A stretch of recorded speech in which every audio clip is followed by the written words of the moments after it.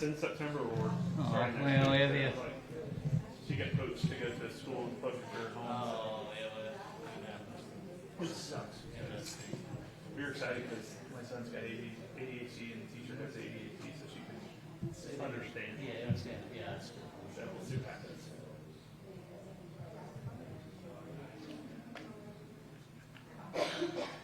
So you shoot much with your GoPro on your lens?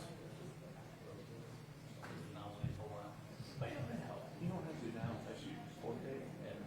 Everything's in 4K, and then I just digitally zoom it. yeah. And then, Yeah. because we edit in 1080, so I'll just, and that's how I do all like my city updates. I'm just shooting 4K, and I'll just do a two-person wide shot, and then I zoom in tight. And You won't see the you loss. can't. Yeah, there's no. That's fantastic. I mean, you can see a little bit. But it's quite negligible. Yeah, there's easy ways to cover it Yeah, I up. do that occasionally. I can't go so far when I start. Yeah. Well, what do you guys edit? Final or cut? No, we're idiots. Idiots? What? Idiots. Idiots for idiots. Actually, all the ribbons. Really? Yeah. 17. How do you like it? Oh, what I like about It's a West Valley quadrant. is that like you press and hold the Alt key? Yeah. You can just press and hold it, and then you lift up your video layer Yeah. up to the next layer. It'll automatically copy and paste, copy and that's cool. duplicate. So you just sit Alt click 3 or 4 times. Now you got your 4 layers: one for wide shot, one for tight shot, and then Oh, that's cool. yeah, and then I color grade. So I shoot log on everything. Okay. And because that's what it looks like in my viewfinder, it's all washed out, but that's with my LUT applied. So I just do that, and then I apply my LUT, and then I tweak it. Yeah, so I can bring out the details if I need to. And that's my workflow. That's where I was. That's what I'm here. I couldn't take the whole thing. I got one video. Ready to go now. Basically what they did for us. Basically when the stuff in the bullet board there. You know, see, the first one said they read about one day. 2 days ago. They did.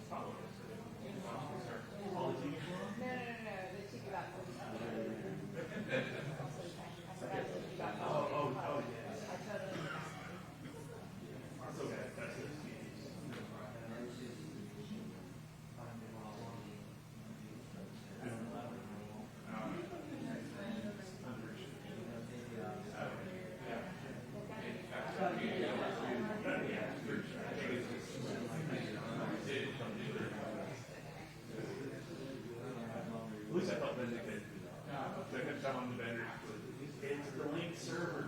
The link server. Because we had clean audio coming out of it that feeds their broadcast. I know we're feeding the clean audio. He wanted to troubleshoot it. Finally, like, yeah, I think it's the server. Hear it one time? Can I just hear it? People I was just my intuition. I didn't really. I was other kind of. They think they're the expert in everything. Well, it's our engineer, so he is expert. He's kind of, He is expert.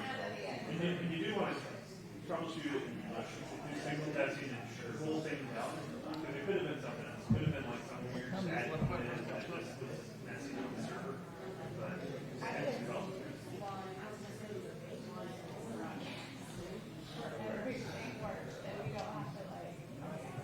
Well, I gotta figure out how we're gonna do work sessions because right now Jennifer's gonna have to go maybe or turn it here. Unless one of us are here. Because that's something that you can't do. You have to turn it into a PC. Are we broadcasting? No, not work sessions. Agenda. Oh, yeah, I mean, I didn't really like that. I thought that was just, Yeah. I do have the cheat sheet to type up.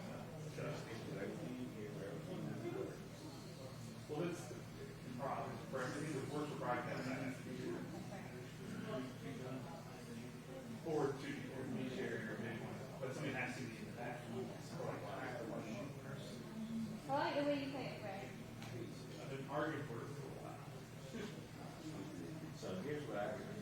You want something new, something new, you have to pay it. So if you do it on purpose, so this broadcast, it shuts down. Maybe like a little bit. So we got any money? Flipper set.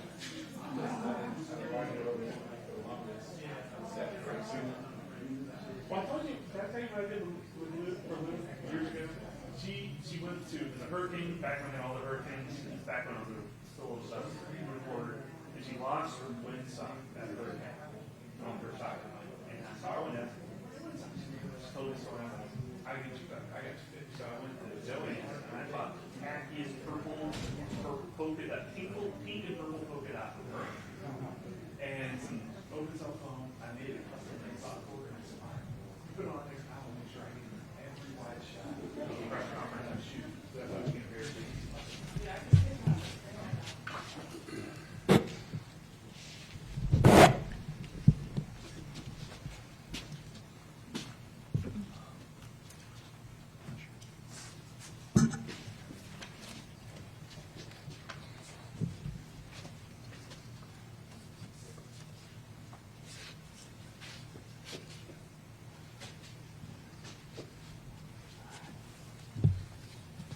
Good morning, everyone.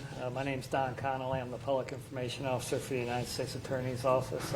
We appreciate you coming here today. I'm going to introduce the people that are up here with me.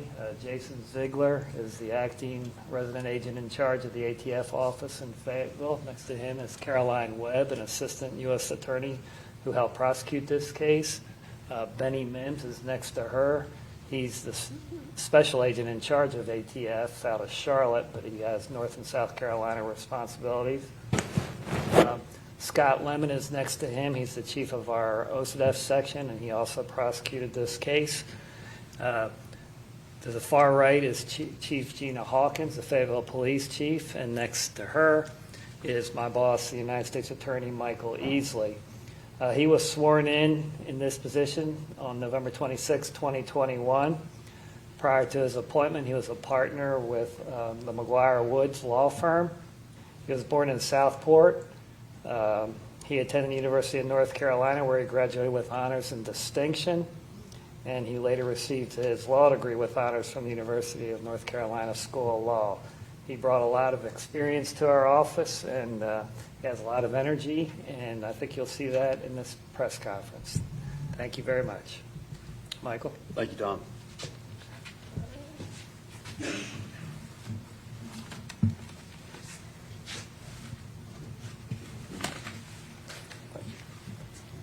Good morning.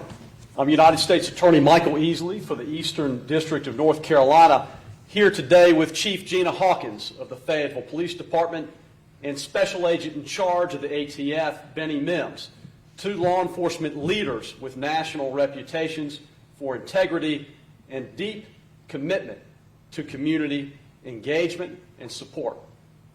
This investigation that we are here to talk about today culminated yesterday with a 40-year sentence to federal prison for a Fayetteville drug trafficker, Reshod Everett, who was also ordered to pay $4 million of the ill-gotten proceeds of his drug trafficking organization. Mr. Everett was an armed drug trafficker who, for years, used his home on Ronald Reagan Drive in Fayetteville for two very different businesses. First, an in-home daycare called Torrey's Playhouse. And second, a heavily armed drug trafficking organization that supplied illegal narcotics and retained cash in the same building where children were entrusted by parents for care and safety. A deadly and potentially dangerous mix of guns, drugs, and cash in the same house where children were cared for. This drug trafficker put countless lives at risk with his operation. In May, a jury found Everett guilty of 6 different drug trafficking and firearm offenses. The Reshod Everett prosecution is just one example of the investigations that our Organized Crime and Drug Investigation Task Force handles with Fayetteville Police Department and the ATF. This investigation began in 2018 when Fayetteville Police Department's gang unit uncovered a criminal network trafficking hundreds of pounds of high-grade marijuana. But as the investigation would reveal, this case went far beyond marijuana. After seizing guns, drugs, and cash, the investigation revealed that Everett was a serious supplier of drugs in the Fayetteville area. Police learned that Everett used an apartment, along with his co-defendant, Alvin Davis, as a trap house to store cocaine, marijuana, and a loaded gun. In July of 2018, Davis was stopped as he left the Addison Ridge apartment in a black Cadillac. Davis was pulled over, and in the car, law enforcement found cocaine, marijuana, and a loaded handgun with an extended magazine. For his part, Davis was convicted and sentenced to 11 years in federal prison. After stopping Davis, law enforcement got warrants to search the apartment, as well as Everett's daycare and home, and a storage unit that Everett used to store drugs. In total, these searches led to the seizure of over 100 pounds of marijuana, 346 grams of cocaine, 9 guns, drug packaging items, and over $70,000 in cash. The guns seized at the at-home daycare included handguns, like a Smith & Wesson Bodyguard handgun, a Ruger P94 handgun in a duffel bag with cash, but they also included loaded, high-powered rifles, including many that are on display here today. A PS-90 rifle with ammunition, MGG-4 .223 caliber rifle, Tapco SKS 7.62 caliber rifle, and a loaded DMPS AR-15 rifle with a bipod and scope and the safety set to the fire position. Just a small amount of pressure on that trigger would have caused the gun to fire in the same house that parents trusted as a daycare to look after their children. But the investigation didn't stop there. The United States Attorney's Office, in partnership with the Fayetteville Police, the ATF, and the IRS, relentlessly gathered evidence to make the case even stronger. They built cases against other defendants that Reshod Everett supplied with drugs to elicit cooperation. They interviewed witnesses who collectively confirmed that Everett was responsible for trafficking over 56 kilos of cocaine, over 1,700 kilos of marijuana, all dating back to at least 2016. They analyzed Everett's cell phone records to confirm his link to the locations that they searched and his drug trafficking activities. They also did a financial investigation, pulling tax and financial records to show that Everett also lied under oath about his income. To be sure, Everett lived a lavish lifestyle. He had a 3,000 square foot apartment, he had a 3,000 square foot house, 3 late model vehicles. He took his family on vacations to California and the Caribbean. But his reported income for 2017 was negative $29,544. $29,544. He did not file any tax return in 2018. Everett's lavish lifestyle was not earned. It was bought and paid for by the young men he roped into his drug trafficking conspiracy and by the ills that he foisted upon the Fayetteville community.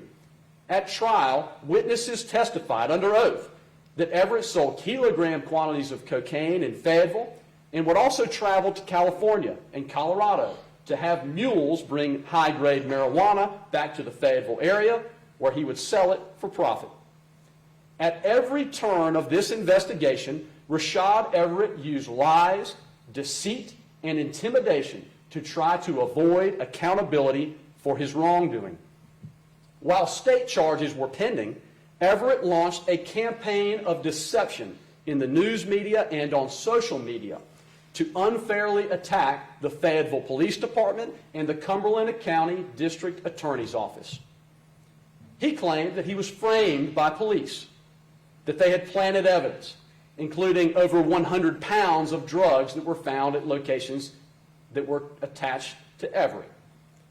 But the Fayetteville Police Department, under the leadership of Chief Gina Hawkins, took the high road. They sat down with Everett, listened to his claims, conducted a thorough internal investigation. They did interviews, reviewed reports, even body cam footage. Everett's claims of planted evidence were false, and a jury rejected those claims, finding Everett guilty beyond a reasonable doubt. Everett also tried to intimidate witnesses. He used social media to identify potential witnesses, tried to bribe cooperating defendants, recruited a violent gang member to threaten cooperating defendants, offered to pay inmates to give false information about witnesses who testified against Everett, and in handing down the 40-year sentence, the court noted Everett's intimidation and campaign of deceit. In conclusion, I want to commend the Fayetteville Police Department and Chief Gina Hawkins and her leadership in their work to disrupt and dismantle high-level drug traffickers in Cumberland County, those who bring poison and violence to our communities. Even in the face of false accusations and character attacks, your officers remained committed. They showed the utmost integrity. They allowed the jury to find the truth. I also want to thank the ATF and the IRS for supporting our Organized Crime and Drug Enforcement Task Force, for partnering with local law enforcement in the work we've done here to dismantle Reshod Everett's drug trafficking organization, and many more cases which are in the works. Armed drug traffickers in eastern North Carolina are on notice. Let this 40-year sentence be a warning. No amount of character attacks or witness intimidation or attempts to obstruct justice will stop us from prosecuting you to the fullest extent of the law. I want to commend the leadership of our office as well. Scott Lemon of our Organized Crime and Gang section is here, along with Caroline Webb, a career public servant who has devoted her life's work to making eastern North Carolina safer. I'm incredibly proud of the work you two did in prosecuting this case and in seeing justice done for the people of Fayetteville and securing vindication for the Fayetteville Police Department in the incredible work they did to see justice through. Thank you so much. Chief, would you like to make some remarks? Please. So, thank you very much, U.S. Attorney. I cannot say enough, first of all, for the partnership that we have here in the federal agencies and the prosecution. It's been a long time, how many years, we've had to stay quiet and wait for justice and wait for the jury to decide conviction and sentencing.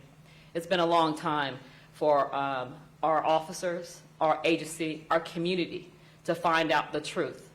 And I cannot express how important it is for the community to understand we signed up for service. We signed up to service, to stand in the gap for them. There is no way you can understand how ecstatic we are to get these guns off the street, those drugs out of our community, and as well as to show you we're in it for the long game. We're in it to uphold, to protect the community. We understand that we're going to get attacked. We understand that we're going to have to justify everything we do when we operate in the Constitution, but we are here and not going anywhere. We also understand the next person besides Reshod Everett is attempting to come in our community. This should show you an example. We are not going away. We are staying vigilant, and we're in it for the long game. Perseverance is the word for today. We will persevere in making sure we eradicate these drugs, and we also want to make sure everyone understands you will be investigated according to the Constitution. But also, trying to deflect from your criminal activity will not win. You will not win in the end with justice. A 40-year sentence should show you an example of that. But I cannot say how proud I am of the officers of the Fayetteville Police Department. They've had to endure attacks. They've also had to stand and keep on working, and that's what they did. So without further ado, I'd like to pass it off to anyone else. Thank you. I'd like to welcome Special Agent in charge of the ATF, Benny Mims, forward to talk about the work that ATF is doing in this space and the commitment they have to help make Fayetteville safer. Thank you, sir. Just a couple of statements from me. I won't take too long, and we'll open up for questions. But ATF has worked closely with the United States Attorney and the Fayetteville Police Department to bring this case to a conclusion and to put a stop to this subject and to this threat. The threat that this subject poses to this community cannot be overstated. Large quantities of drugs, as you can see, multiple firearms, as you can see, which were loaded and ready to be fired. That's meaningful because many were covered inside of a business that served parents and children. As we said, it was a daycare. This was a tragedy waiting to happen. There's some type of accident waiting to happen. Because of the work of the Fayetteville Police Department, ATF, and the United States Attorney, we've all prevented a tragedy and ended the subject's career criminal.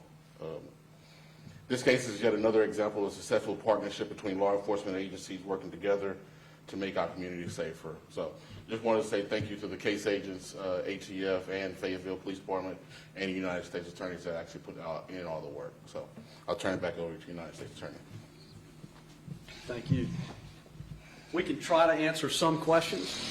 You can see we have exhibits here which demonstrate the seizures in this case from both the apartment and the in-home daycare, along with many of the firearms that were seized. These are not all the firearms that were seized, but indicative of the incredible risk that was posed in this daycare that was really used as a cover for a very dangerous drug trafficking operation.